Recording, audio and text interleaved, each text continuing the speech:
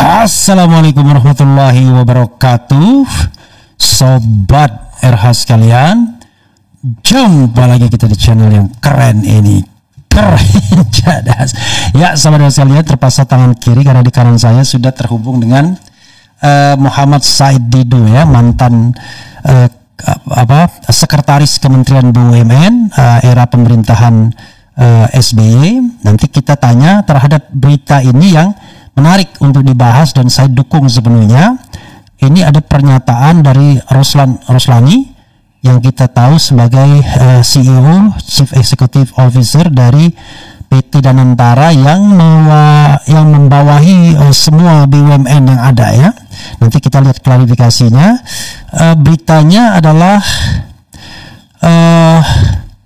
tadi dikatakan bahwa nih oke.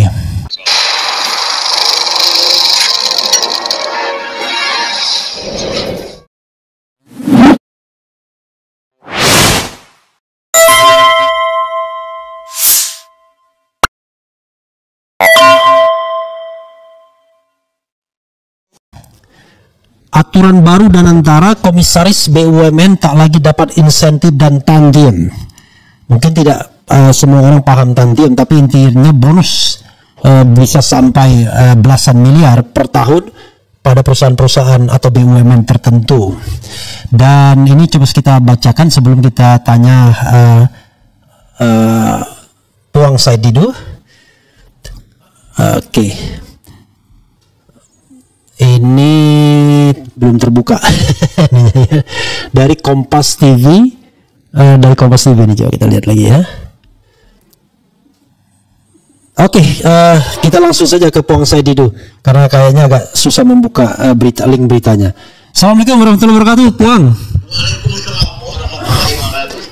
Ceras. Jadi kalau yang tidak paham panggilan Puang itu adalah panggilan orang Sulawesi Selatan, tapi suku Bugis, ya.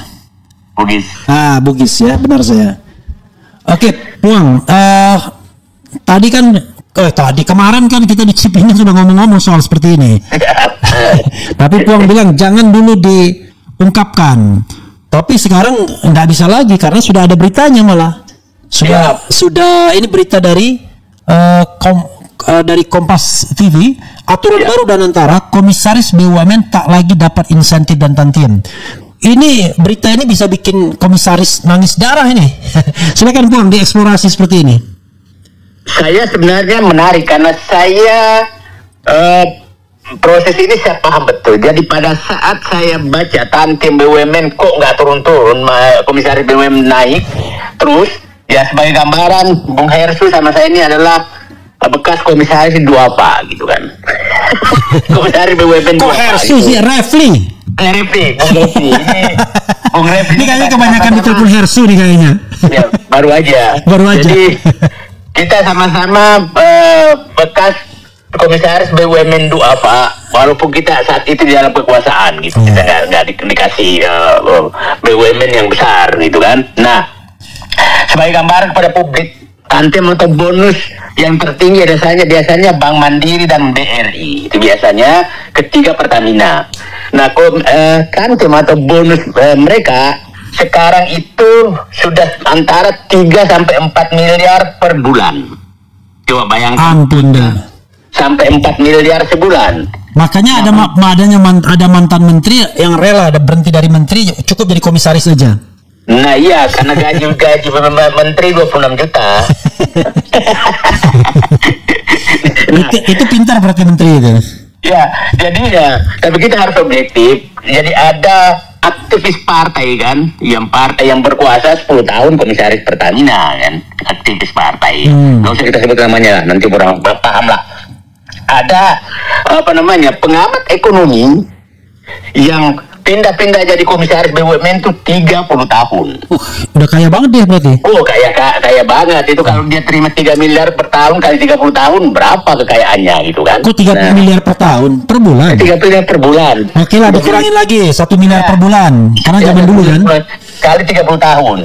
Tapi kerjanya hanya begitu aja. Ada penggantian presiden menjilat lagi, dapat lagi. Nah, supaya publik agak paham lah. apa yang terjadi di BUMN. Jadi, nah saya kembali ke SK ini.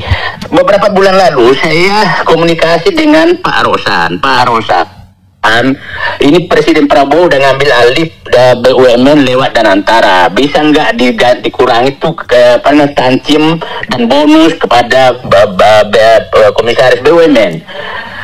Dia jawab di kesempatan, Pak Said, saya udah komunikasi dengan Bapak Presiden, bukan mau dikurangi, tapi mau dihapuskan. Kaget saya.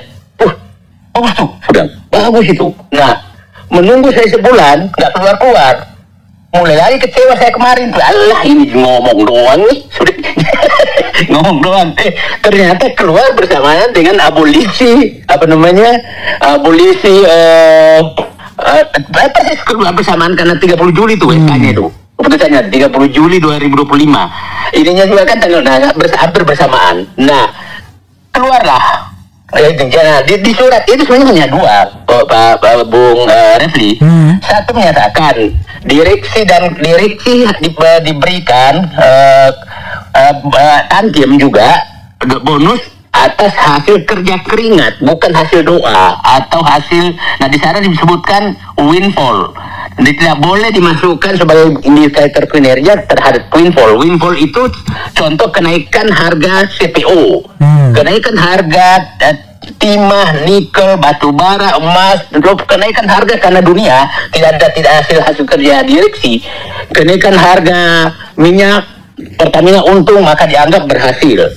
Tidak bisa juga dikatakan bahwa laba naik karena dia menunda kewajiban, gitu kan? Nah, kewajiban atau mempercepat penerimaan, harusnya baru dibayar tahun depan, ditarik ke depan. Dan ini biasanya dilakukan oleh direksi dan komisaris yang mau habis masa jabatannya, maka digeserlah kewajiban ke belakang dan kewajiban utang ke belakang dan penerimaan ke depan. Nah, itu dihilangkan semua. Penjualan aset juga tidak boleh dimasukkan sebagai kinerja. Itu sangat bagus. Nah, yang kedua, butir kedua menyatakan seluruh komisaris BUMN dan anak perusahaan BUMN tidak diberikan tantim sama sekali dan bonus dan insentif. Tidak boleh, hanya terima gaji. Nah, itu menurut saya keputusan yang agak radikal. Dan saya punya keyakinan bahwa para komisaris yang mantan menteri, politisi gagal, relawan, tim sukses, yang pengejar tantim, pengejar uang di BUMN pasti lagi resah. Dan kita semua di luar, saya menyatakan memasang badan membela kebijakan ini. Karena gaji dari komisaris BUMN itu sudah lebih dari cukup. Jadi sebagai gambaran saja, gaji kira-kira direksi dan komisaris bank itu dengan fasilitas yang diberikan sekarang, kalau sekarang dicabut semua fasilitasnya, ya masih di sekitar 250-300 juta. Gitu loh. Jadi masih sangat tinggi. Hampir semua masih di atas gaji presiden. Gaji presiden itu kan hanya 69 juta. Masa gaji direksi BUMN dengan ini dapat 3 miliar kan nggak masuk akal gitu kan. Nah, dengan dicabutnya ini semua, itu menurut saya menjadi rasional. Agar publik paham, hampir seluruh dunia, namanya komisaris itu tidak dapat tantim, tidak dapat bonus, tidak dapat insentif. Itu di hampir seluruh dunia. Nah, Freeport waktu beroperasi Indonesia, pemilik sahamnya masih masih Amerika, itu juga tidak dikasih, hanya terima gaji doang. Nah, berangkat kemana-mana juga pakai uang sendiri, tidak boleh menggunakan fasilitas negara. Yang menarik di Indonesia, di BUMN itu, istri pun ikutan menikmati. Istri dikasih mobil dinas, dikasih dikasih ajudan. Malah difasilitasi ke luar negeri. Difasilitasi luar negeri malah ya itu. Dan memang dikasih jadwal bahwa harus ada ke luar negeri apa segala gitu dengan alasan macam-macam. Ya, nah, ini ditertibkan oleh Prabowo. Nah, saya pikir ini pasti dan problemnya ini semakin meningkat setelah Erick Thohir. Erick Thohir betul menjadikan BUMN tempat penampungan, selain menjadi tempat penampungan caleg gagal, tim sukses, relawan, pensiunan yang nah juga semakin menaikkan penghasilan mereka, gitu kan. Nah, ini diluruskan oleh Prabowo sekarang. Jadi, nah saya berharap, sebelumnya kan juga Direktur Holding BUMN Doni, COO di Dirgantara, Doni Oskaria, melarang main golf, melarang main golf, terus melarang istri ikut-ikutan, melarang macam-macam ke protokol. Kan dia menyatakan Direktur Dirut BUMN itu masa sampai memiliki 15 protokol dengan ajudan. Itu memang udah keterlaluan, Nah, ini mereka kurangi semua. Jadi kita harus menyuarakan, mendukung kebijakan Prabowo ini. Jadi saya menyatakan dua kebijakan Prabowo yang saya puji sekarang adalah abolisi terhadap Lembong dan pelurusan penghasilan komisaris dan direksi BUMN. Itu Bung Refli. Oke, luar biasa. Saya kasih gambaran kepada sobat sekalian ya. Ini kita ada renumerasi Pertamina, ini datanya. Kebetulan saya kemarin membahasnya gitu ya. Ini renumerasi 2023. Kalau renumerasi 2024 belum selesai penghitungannya. Harusnya sih sudah, tapi kan kadang-kadang terlambat kan buku tahunannya. Juni, Juli, Agustus. Tapi ini paling tidak untuk 2023 6 direksi itu per orang terima per bulannya 11 miliar lebih. 11 miliar 202 juta 154 ribu. Ini belum dipotong pajak ya. Kemudian 7 komisaris per orangnya itu 48 miliar 959 531 143 rupiah. Atau per bulannya 4 miliar 79 juta 960 ribu 929. Jadi bayangkan komisaris ini per bulannya 4 miliar, kalau dipotong pajak 15% itu kira-kira 3,4 miliar, masih 3,4 miliar.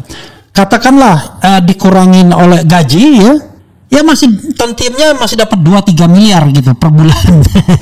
Jadi kalau misalnya dikurangi bahwa misalnya katakanlah kata Ahok kan penghasilan dia 170 atau 180 let's say sekarang 200 juta puang. Berarti kalau 200 juta ya penghasilan normalnya seorang komisaris utama di Pertamina ya cuma 2,4 miliar saja per tahun. Dan itu sudah lumayan baik lah ya kan. Belum lagi dia juga diberikan fasilitas yang tidak langsung kan, makan gratis, pergi gratis dan lain sebagainya. Silakan Daeng dikomentari. Jadi mereka sebenarnya yang menarik menjadi tempat kenikmatan karena betul-betul tidak ditegur. Tapi begini, ini kan dampak dari karena di atas juga melakukan pesta pora terhadap BUMN. Jadi kita tahu bagaimana Erick Thohir memanfaatkan BUMN untuk kepentingan pribadinya dia, ya kan? Masih ingat kan ATM ada foto dia, waktu mau jadi calon wakil presiden atau calon presiden, semua BUMN dipakai untuk ditunggangi. Akhirnya dibawa berani melakukan. Jadi sangat tergantung pinanya. Saya berharap dan antara yang dibawa langsung ke Prabowo merubah semua ini, mengembalikan BUMN ke jalur normal. Itu sebenarnya karena kita Bung Refli, dulu saya ada yang menarik beberapa kebijakan yang saya ambil karena kebetulan aja datang teman benar itu ke kantor Kementerian BUMN atau pakai mobil Mercy BMW seri 5 tahun 2006. Saya tanya, mobil kamu bagus sekali, padahal mobil saya sebagai salesman itu hanya Altis gitu kan. Nah, saya tanya, dari mana mobil kamu tuh? Saya itu kan mobil fasilitas komisaris. Loh, dalam hati saya, kok ada dari komisaris, ada fasilitas mobil. Setelah dia keluar dari ruangan saya panggil sekretaris dan biro hukum saya, siapkan surat edaran bahwa seluruh komisaris tidak boleh dikasih lagi mobil, tarik semua mobil itu. Nah, itu pengambil kebijakan yang hanya gara-gara teman saya, ini nggak benar di BUMN gitu kan. Nah, mungkin Bung Refli kena batunya kebijakan itu. Jadi waktu kebijakan itu, alhamdulillah mobil saya paling jelek di antara, walaupun saya komut, tapi mobil saya paling jelek karena mobil pribadi kan. Semua direksi pakai Lexus, saya cukup kijang Innova tahun 2013. Sekarang masih ada tuh Innovanya. Kemarin ke Tom Lembong saya pakai masih itu mobil itu. Jadi udah berusia berapa dia? Berusia 12 tahun sudah. Jadi saya ikut berdosa kalau itu. Enggak, justru benar tuh Puang. Kenapa benar? Begini, kalau saya mau jujur, godaan terbesar bagi seorang komisaris, apalagi yang berasal dari aktivis anti korupsi dan lain sebagainya, gaji dan fasilitas yang terlalu besar dan mewah, sehingga menghilangkan daya kritis dia. Saya secara terbuka sering mengkritik Alexander Lee. Mungkin dia dengar, saya nggak peduli. Karena 10 tahun dia jadi komisaris di Pertamina kan. Kalau pendapatan dia rata-rata misalnya sebulan itu, katakanlah setelah dikurangi itu rata-rata 2 miliar saja. Setahun misalnya let's say 2 miliar jadi 20 miliar saja per tahun, ya kan? 10 tahun dia sudah dapat 200 miliar. Itu minimal. Saya kira 300 miliar kalau hitungan kita ya. Dia dapat 300 miliaran tuh. Itu. Betapa luar biasa. Sementara sebagai staf khusus Pratikno ya kan, dia dapat gaji dan fasilitas lagi begitu. Nah, ini yang saya katakan Pak Bung Heru. Jadi tapi saya juga menemukan orang yang sangat sakugumi itu mantan Panglima TNI Jenderal Endriatono Sutarto yang mengundurkan diri jadi Komut Pertamina. Saat itu saya tanya, Bapak kenapa mundur? Dia bilang begini, ini gajinya kegedean, kerjanya nggak ada.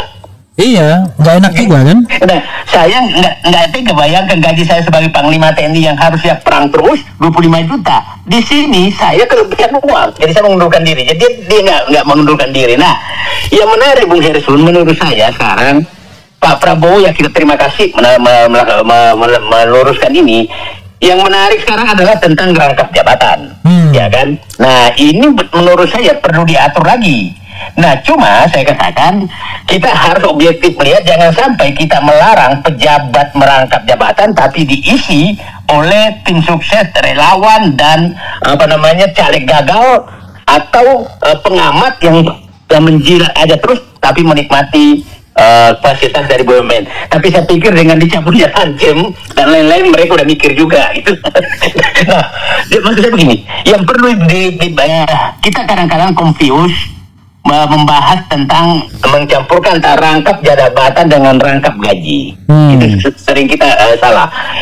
Bagi saya, kalau birokrat bagus dan bisa merangkap jabatan, silakan saja, tapi gajinya tidak boleh ditambah gitu. Nah, diatur saja pendapatan maksimum seseorang pejabat kalau merangkap jabatan, ya kan? Nah, ambillah umpamanya bahwa selain gaji hanya boleh mendapatkan tambahan penghasilan maksimum sama dengan gaji presiden. Artinya kalau dia komisaris di mana-mana, kalau lebih dari 69 juta, maka lebihnya itu disetor kembali ke negara sebagai pendapatan negara. Kira-kira itu menurut saya cara terbaik agar memang pejabat-pejabat yang kompeten itu boleh merangkap jabatan. Nah, yang kedua yang perlu diatur juga adalah tidak boleh ada konflik of interest dalam pengangkatan jabatan. Tidak boleh namanya penegak hukum jadi komisaris. Nah, coba. Apalagi kepala BPKP. Nah, kepala BPKP yang mengaudit kerugian negara jadi komisaris. Nah, yang menarik coba polisi jadi komisaris. Polisi aktif padahal dia penegak hukum. Nah, ini yang harus. Dulu saya agak tegas sekali, Bung Hersu, seperti umpamanya. Refli bukan Hersu. Banyak sekali Bung Refli. Nah, sorry. Nah, Bung Refli bayangkan, seperti umpamanya, Dirjen Migas tidak boleh komisaris Pertamina karena dia konflik of interest, dia mengawasi Pertamina. Dirjen Listrik tidak boleh menjadi komisaris PLN. Dirjen di Kementerian Keuangan tidak boleh komisaris di perbankan karena dia mengawasi perbankan. Nah, ini dilanggar semua sekarang karena berebut untuk mendapatkan itu. Dirjen Migas komisaris di Pertamina. Nah, ini menurut saya, apalagi ada polisi aktif jadi komisaris BUMN sekarang.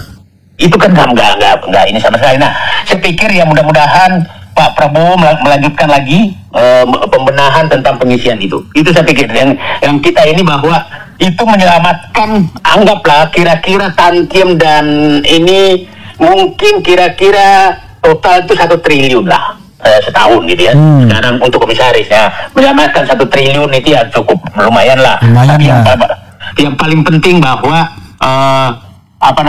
tidak lagi menjadikan BUMN sebagai tempat penampung pengangguran untuk hidup bermewah-mewah.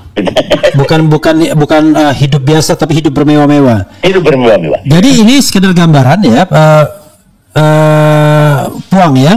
Siap. Jadi 10 tahun Pertamina 2015 2025 gitu ya. Itu ada 10 besar mereka yang mendapatkan tantian. Ini mungkin belum dipotong pajak. Berdasarkan data yang kami kumpulkan, Alexander Le 417 miliar. Basuki Cahayapurnama 224 miliar. Heru Pambudi ini sekarang sekretaris Kementerian Keuangan ya, sebelumnya Dirjen Pajak tuh. Nah itu bayangkan Dirjen Pajak dikasih juga. Itu 206 miliar. IG Ahsin kayaknya juga ASN, tapi saya lupa dia siapa. 206 miliar. Ego Syahrial ini sepertinya dari SDM nih kayaknya ya. 107. Betul ke Sekjen. Oke, Sekjen ESDM 179 miliar. Rida Mulyana 172 miliar. Ahmad Fikri Assegaf yang sudah kaya raya dapat 165 miliar. Tandri Abeng 135 miliar. Condro Kirono 117 miliar. Budi Gunadi Sadikin sempat juga dia menikmati uang Pertamina 84 miliar ya kan. Coba bayangkan ini kalau dipotong pajak 15% ya masih banyak sekali, bayangkan. Bisa berhenti orang jadi aktivis. Nah, itu saya yakin Bank Mandiri, BRI di atas itu. Kasih. Bank Mandiri, kalau itu standarnya itu Bank Mandiri dan BRI di atas dari Pertamina dari dulu itu, nggak pernah gitu. Jadi publik ya paham lah bahwa betapa mereka berpesta pora. Belum yang dia dapatkan tuh macam-macam. Selain itu kan dia ada juga tunjangan perumahan, ada mobil, ada kesehatan untuk seluruh keluarga. Itu banyak sekali yang dia dapat selain itu. Nah, yang menarik lagi Bung Refli adalah kadang-kadang dibikin asuransi macam-macam. Asuransi macam-macam yang lucunya preminya dibayar oleh BUMN tapi hasilnya diberikan kepada yang bersangkutan, komisaris, ya kan? Nah, contoh umpamanya asuransi istilahnya dibungkus asuransi jabatan. Pas selesai komisaris dia dapat lagi tuh. Dapat lagi duit dia. Dapat lagi duit. Padahal yang bayar bukan dari dia, preminya dibayar oleh perusahaan. Dan ini kong kali kong yang sangat transparan terjadi di BUMN. Sangat transparan terjadi di BUMN. Nah, inilah BUMN itu kenapa menjadi istilah saya dari dulu itu adalah kalau bagian pemasaran asuransi itu maklar. Itu adalah maklar. Sales asuransi. Sales asuransi yang paling cantik. Agen asuransi. Agen asuransi itu pasti ada di BUMN, termasuk asuransi dan fasilitas olahraga, golf. Wah, itu mungkin komisaris BUMN tuh kalau tidak dibatasi, mungkin punya kartu golf, kartu olahraga bisa 10 tuh. Akibat rayuan tanda kutip sales golf, lapangan golf. Jadi saya disclaimer kepada Puang. Jadi boro-boro saya memiliki klub olahraga, satu pun tak ada saya. Dan kita main golf, saya jangankan mainnya, ke lapangan golf pun tak pernah saya. Rumah saya di samping lapangan golf, tapi saya nggak pernah pegang golf itu. Karena begini, Bung Refli, saya sudah memikirkan kalau saya hobi main golf, maka pada saat saya nggak punya jabatan lagi, saya menjadi pemain bayaran, menunggu orang membayarkan. Nah, walaupun rumah saya sampai lapangan golf, saya nggak pernah pegang itu karena memang saya ini olahraga yang ujungnya pemain bayaran gitu. Tapi saya terus terang ya, saya juga sangat bahagia, sangat senang mendengar dua keputusan ini ya, soal Tom Lembong dan soal ini, karena ini membuat negara kita makin masuk akal ya, makin sehat gitu. Dan mereka yang tadinya sangat barangkali pokoknya bela. Mungkin setelah tantimnya dipotong mulailah agak ngeritik sedikit. Kita sekarang siap-siap mendengarkan suara sumbang dari penikmat kehidupan mewah dari negara tanpa perlu kerja keras. Tanpa kerja keras yang sebenarnya kerjanya pengangguran. Dan sebagai gambaran ke publik, itu komisaris itu hanya minimum rapat sekali sebulan minimum, dan dua kali Puang. Enggak, sekali, itu minimum, tergantung BUMN-nya. Kalau saya 2 kali rapat dengan direksi. Ya. Rapat dengan komisaris itu minimum sekali. Dan biasanya, contohnya rapatnya itu cuma 3 jam atau 2 jam di Bali. Iya. Rapat hari Jumat, tapi main golf sampai Senin. Mana ada saya pernah rapat begitu. Rapatnya saya di gedung di blok di kantor kecil Blok M itu. Nah, itu yang kan nyewa gedung kecil. Itu kan Bapak dan kita. Kalau yang mereka itu begitu dirancang terus supaya rapatnya hari Jumat tapi minta isinya sampai sampai Senin gitu kan, supaya main golf 3 hari. Nah, jadi kita harus buka semua supaya publik paham bahwa mereka memang itu cobalah kita bayangkan, kita mulai masuklah mengkritik penempatan komisaris ya. Siapa yang ketua PSI yang perempuan? Grace Natali. Komisaris Holding BUMN Tambang. Main ID. Itu saya perkirakan tantimnya tidak di bawah 3 miliar. Coba Anda bayangkan kerjanya apa? Ya. Kerjanya ngantemin yang mengkritik Jokowi. Ya. Nah, coba kerja komisaris itu kan menyangga kritik Puang Saidido kan? Iya. Coba siapa namanya yang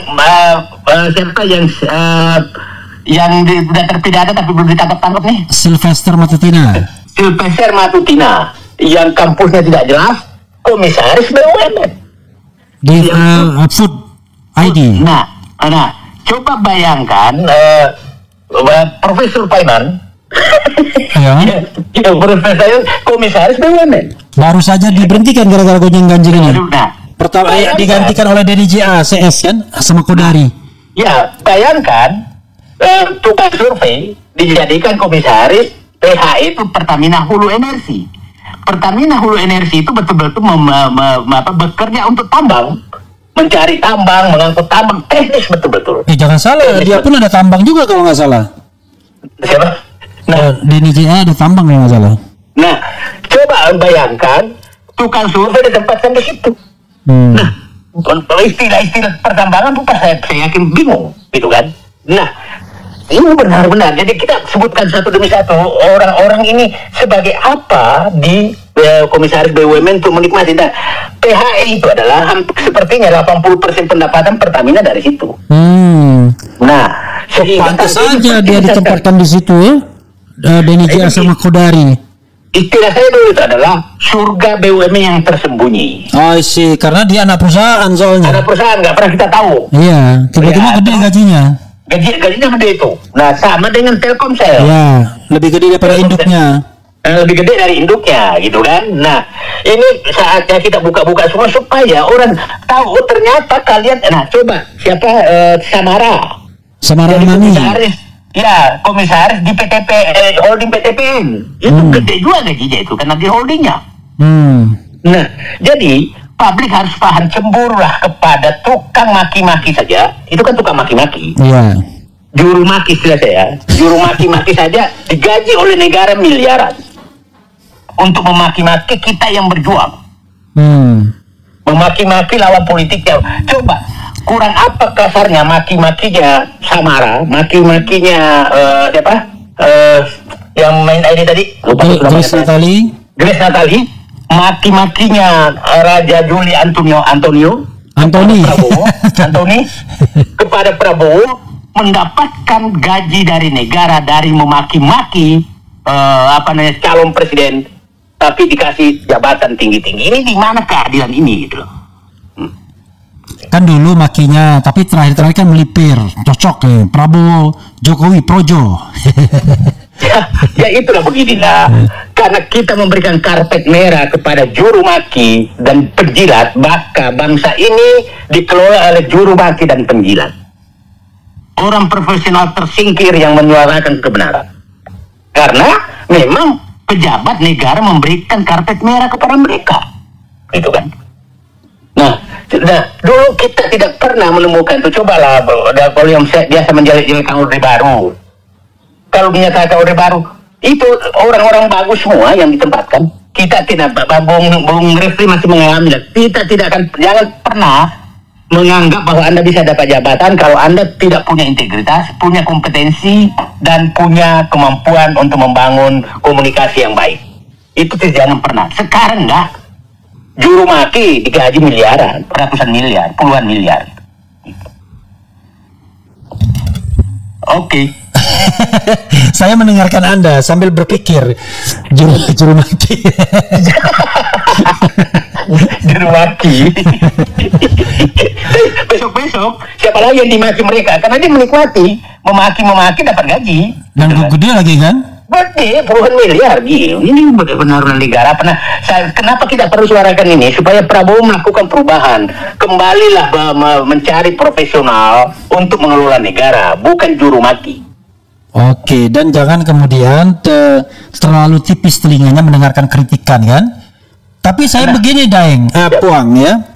Kalau saya bilang begini, kalau Prabowo maunya dipuji untuk bertindak benar dan adil, yang begitu, saya akan puji, kan begitu?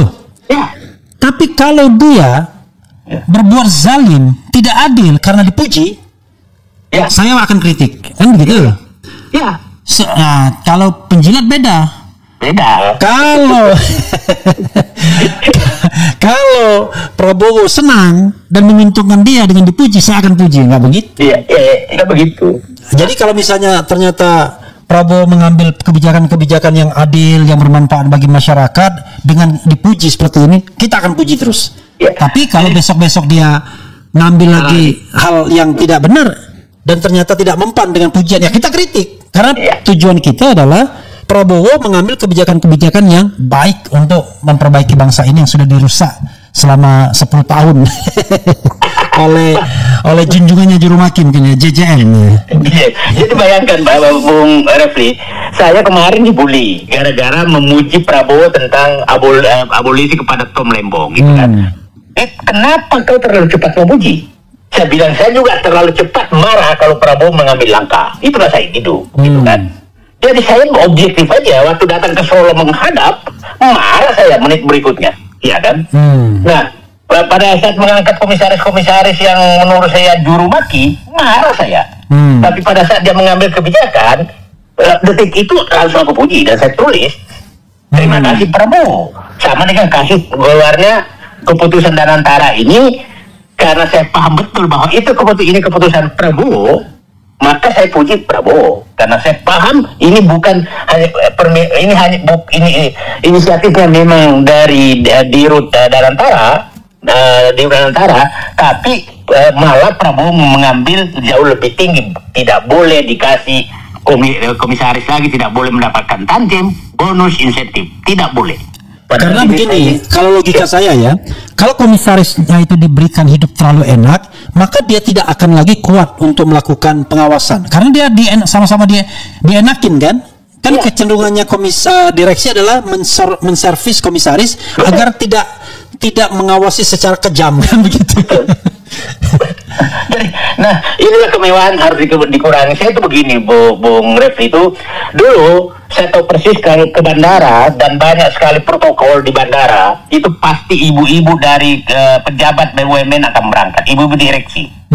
Itu tanda, itu dari yang memenuhi protokol di bandara itu adalah protokol BUMN. Nah, ini memang sudah keterlaluan. Jadi saya tidak pernah pakai protokol. Karena saya menganggap lama-lama saya jadi bodoh nih.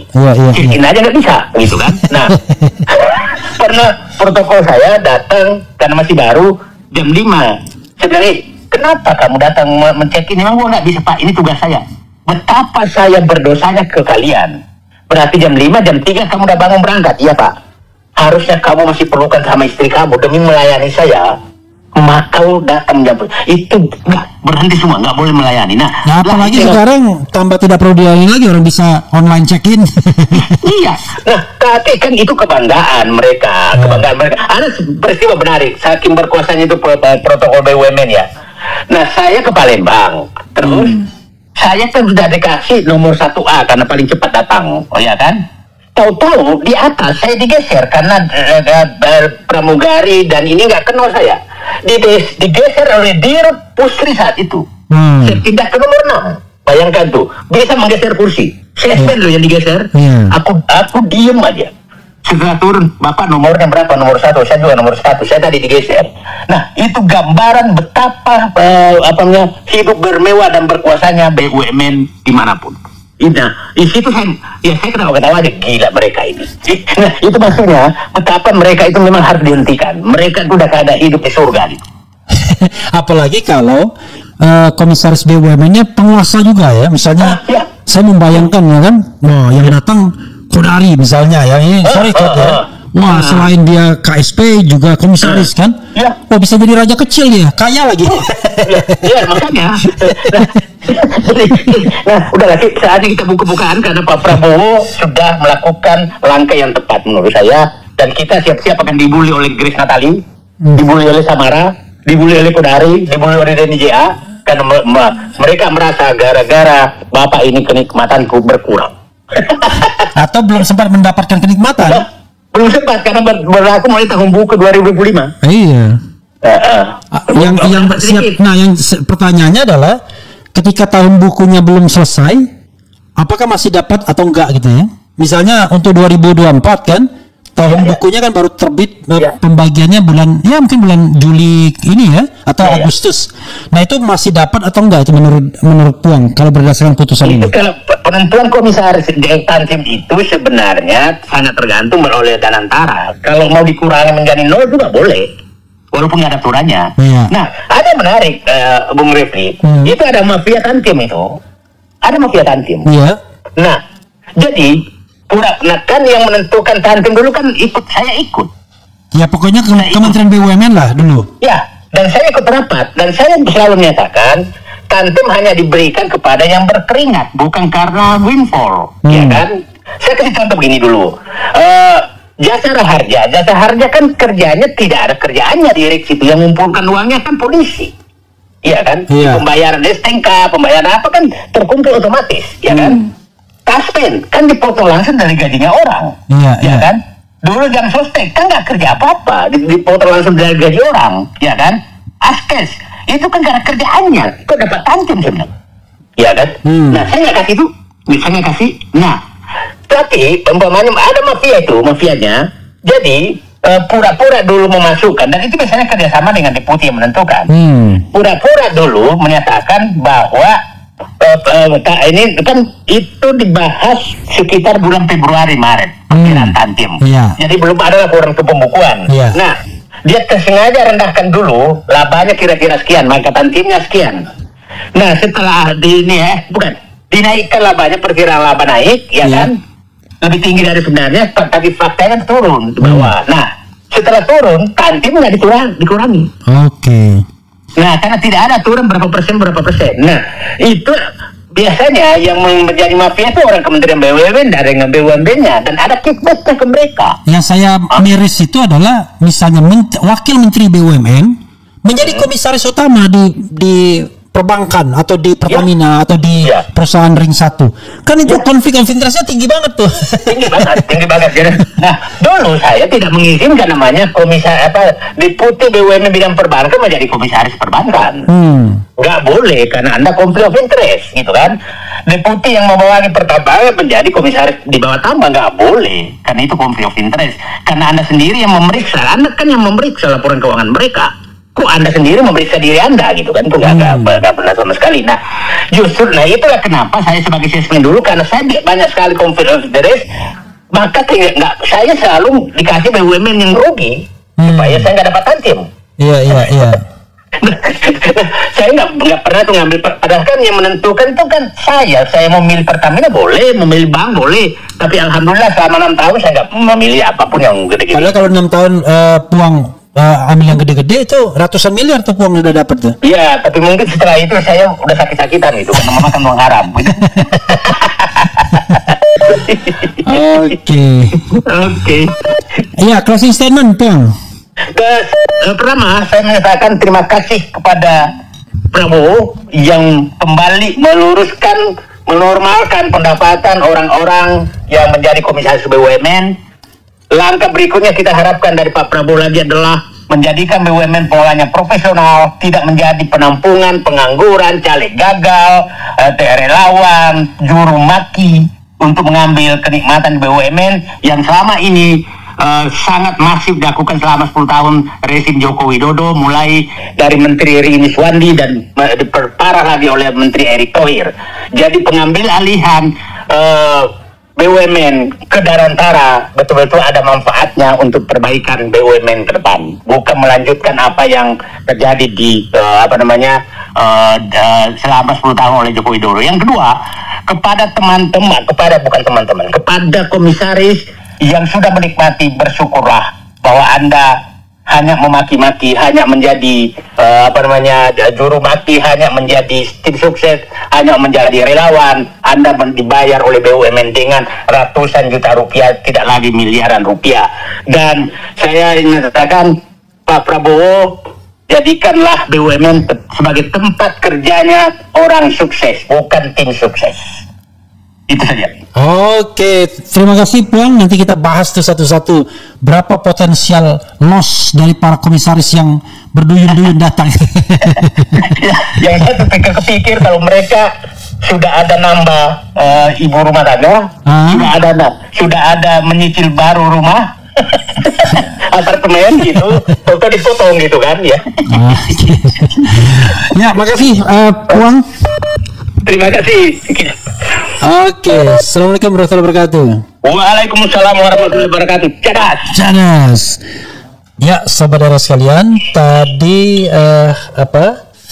dari Muhammad Said Didu ya, saya panggil Puang. Puang itu panggilan kehormatan bagi orang Sulawesi Selatan, utamanya kalau dia itu bangsawan ya. Jadi kalau kita bacakan ya, tadi saya belum sempat membacakannya. Aturannya begini, aturan baru Danantara komisaris BUMN tak dapat insentif dan tantiem. Jadi tantiem itu bonus ya, bonus, dan bonus itu bisa berkali-kali lipat lebih besar dibandingkan penghasilan atau gaji yang diterima setiap bulan. Jakarta Kompas TV, Badan Pengelola Investasi Daya Anagata Nusantara atau Danantara Indonesia menetapkan larangan pemberian tantiem dan insentif bagi anggota Dewan Komisaris BUMN dan anak usahanya. Kebijakan ini berlaku mulai tahun buku 2025. Ya, oke, mulai 2025, jadi 2024 masih dapat ya. Sebagai upaya memperkuat tata kelola perusahaan yang akuntabel. Kebijakan tersebut tertuang dalam surat edaran Danantara nomor S063 DI tertanggal 30 Juli 2025 yang ditujukan kepada direksi dan Dewan Komisaris BUMN serta anak usaha. Alhamdulillahirabbil alamin.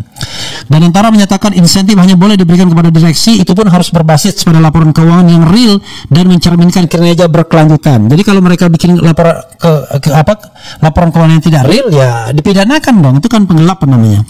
Pemberian insentif dan penghasilan lain harus mencerminkan hasil operasi yang nyata dan bukan berasal dari aktivitas akuntansi semu seperti pengakuan, pendapatan prematur atau manipulasi laporan.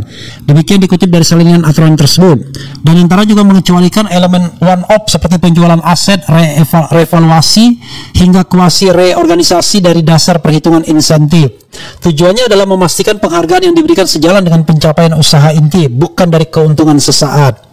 Adapun untuk komisaris, segala bentuk insentif berbasis kinerja, termasuk insentif khusus maupun jangka panjang, dilarang sepenuhnya. Alhamdulillah.